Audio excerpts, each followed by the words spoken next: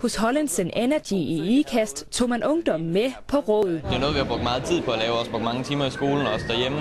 Så vi håber selvfølgelig, at de kan lide det, vi har lavet. 9. klasse fra Vestre Skole skulle gruppevis fremlægge et projekt. Projektet går ud på, hvordan energiselskabet kan bruge resultatet fra klimatopmødet til at brande sig selv efter lidt startvanskeligheder. Ja, men jeg skulle bare lige tjekke, om det virker. Kom der hul igennem, og hvis der var nogen, der sad med tunge øjenlåg, så var der også en kur for det. Det var svært at tyde dommernes ansigtsudtryk.